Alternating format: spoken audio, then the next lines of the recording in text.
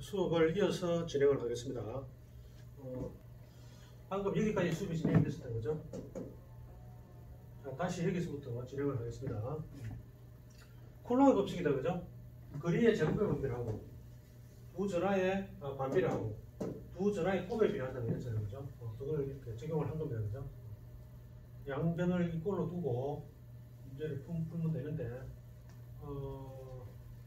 여기서도 지금 좌변과 우변을 보면 공통되는식들이 있습니다, 그죠? 그래서 뭐 사파 입시는 없애버리고, 그 다음에 Q2가 지금 그죠? 맞죠? 이게 F12가 아니고 F13네요, 그죠? F13이고 이건 F2잖아요, 그죠? 13. Q1이 Q3에 작용하는 힘, Q2가 Q3에 작용하는 힘이잖아요, 그죠? 이것도 Q3가 되겠죠, Q3가. 그죠? 자변과 우변은 Q3가 다시 공통적으로 생기니까 약분하더라도 식은 그대로 성립하는 겁니다. 그죠? 그럼 R1, 2가 지금 뭐냐면은 R1, 2가 R1, 3, 이것도 R1, 3를 바꿔야 돼요. 그죠? 2, 3니까 R1, 3 되죠? R2, 3는 R1, 3는 거리가 어떻게 됩니까? R1, 3는 2-x다, 그죠? 2-x가 제곱이니까 2-x의 제곱이 되는 거고, 분자는 Q1이에요. Q1이 그러니까 15 마이크로 쿨롱이잖아요, 그죠? Q1이 15 마이크로 적어봅시다. 그 다음에 우변에는 R2, 3는 거리가 x잖아요, 그죠? x의 제곱을 하면 되는 거고, 그 다음에 Q2는 어떻게 됩니까? Q2는 양전하 6 마이크로 쿨롱이 되죠, 그죠? 6 마이크로 쿨롱. 6 마이크로 이렇게 적으면 됩니다. 마찬가지로 다시 마이크로 약분해버리면 되죠. 다시 3, 2는 6, 3, 5, 15. 정리를 이렇게 됩니다. 그죠? 그럼 이렇게 대각으로 곱하면 되죠. 보면 5 x제곱 2에 2-x제곱 이렇게 식이 됩니다. x제곱 앞이 2x제곱 넘어가면 3x제곱 되겠죠. 3x제곱 마이너스 4x 마이너스 8x죠. 넘어가면은 플러스 8x가 되고, 그리고 4, 2, 8이다, 그죠? 넘어가면은 마이너스 8이다, 그죠? 우리 2차 방정식이 나온다, 그지? 클로니 방정식 중학교 때 아마 했던 것 같아요. 2a분의 마이너스 b 플러스 마이너스 b의 제곱 마이너스 4ac, 그죠? 근데 1차항의 개수가 짝수입니다. 그죠? 식이 좀 더 간단해지죠, 그죠? x 구할 때 2a분의 아니고 a분은 마이너스 b 프라임 아니다, 그죠? 반 b 프라임의 제곱 마이너스 ac. 식이 좀 간단해진다, 그죠? 이런 식, 그지? 이거 아니라 상관없습니다. 2a분은 그대로 해도 상관없어요. 외우기 싫으면. 이 식이 좀 더 간단하니까 뭐 이걸로 저는 해볼게요. a는 요 3을 의미하는 거잖아요, 그죠?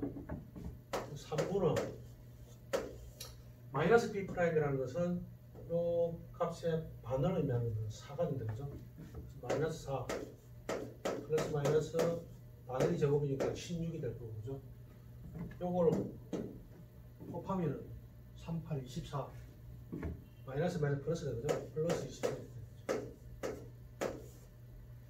이게 40이죠, 또 하면 40은 2루트 10이니까, 그죠?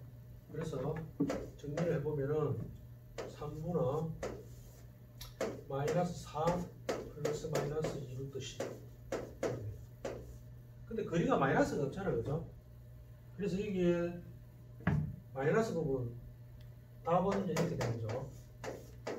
3분은 마이너스 4 플러스 2루트 V2CD가 되겠죠. 아니면 뭐 히트가 되겠죠. 이거는 이제 계산기로 계산해봐야 되겠죠. 계산해보면 얼마 이렇게 나올 거예요. 그죠? 자, 이렇게 해서 문제를 해결했고, 381페이지에 보면은 중첩의 원리라는 게 나오죠. 자, 중첩의 원리는 우리 앞에 설명했던 쿨롱의 법칙 부분들, 이런 것들을 중첩의 원리를 적용해서 문제를 해결하는 게 문제를 해결할 때 굉장히 효과적인 방법입니다.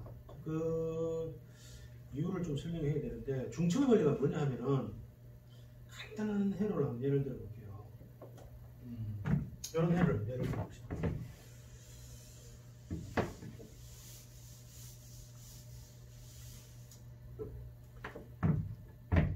여기에 V라는 전압이 걸려있어요. V라는 전압. 여기에 저항이 하나 있습니다. R1 저항이 하나 있습니다. 여기에 R2 전류가 하나 있습니다. 저항이 하나 있습니다. 여기도 저항이 하나 있어요. R3.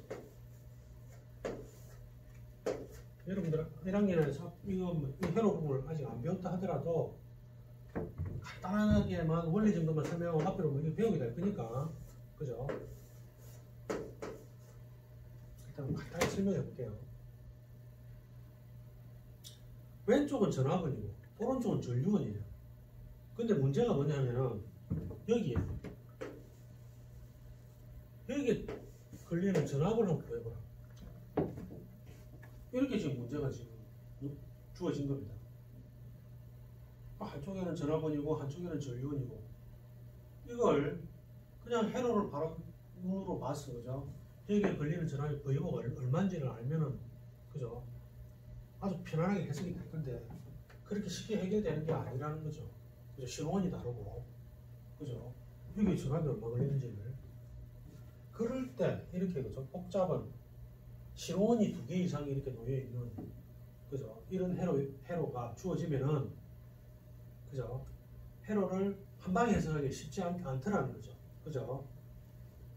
그때 효과적인 방법이 중첩의 원리 또는 중첩의 정리라고 하는데, 중첩의 정리는 뭐냐 하면은 신호원이 여러 개가 있을 때,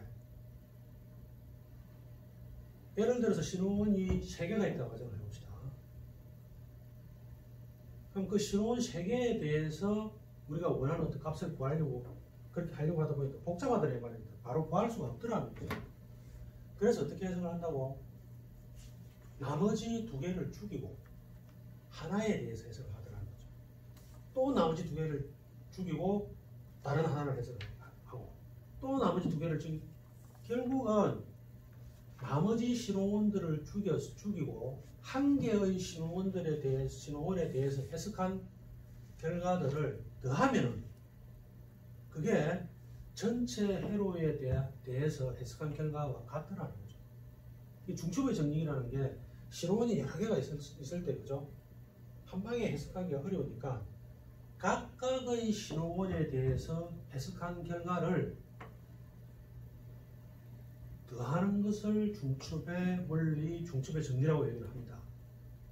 이해되시죠? 그래서 이 회로를 해석을 할 때 한 방에 해석을 하는 게 아니라는 거죠. 어떻게 한다고? 이게 없다고 일단 가정합니다. 전류원이 없다 그러면 여러분들 그런 거 아직 안 배웠잖아요, 그죠? 전류원을 없애기 위해서 개방을 시켜줘야 돼요. 개방을 시켜서, 그러니까 이 말입니다. I는 0, 전류를 0으로 가져간단 말은 이거는 회로를 개방을 시켜야 돼요. 그때 이게 없을 때 요 V에 의해서 이게 걸리는 전압을 V1이라고 합시다. 이해되시죠? 그 다음에 2번째, 이제는 뭐 이게 없다고 보는 거예요. 전압원이 없다고 보는 거예요. 그럼 여기 전류에 의해서 전류가 이렇게 흘러서 여기 얼마 전압이 걸릴 거잖아요, 그죠? 그죠? 그때 V는 0이라면, V는 0일 때는 전압을 0으로 가져간단 말은 회로를 단락을 시켜줘요. 쇼트를 시켜주는 말입니다. 해석 방법이 그래요. 그때 여기 전류에 의해서 여기 걸리는 전압을 V2라고 한다면은 각각 각각의 신호원에 대해서 해석을 했다 이 말입니다. 그죠? 그죠? 그렇게 해서 전체 출력 전압을 V모라고 봤을 때 각각의 신호원에 대해서 해석한 결과를 더해버리면은 회로 전체를 한 방에 해석한 결과가 같더라. 이게 중첩의 제곱입니다. 중첩의 원리입니다.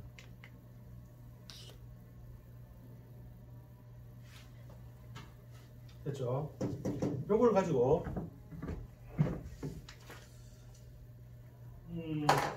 페이지 382에 예제 15.3을 풀어볼 건데 이걸 잠시만 쉬었다가 하도록 합시다.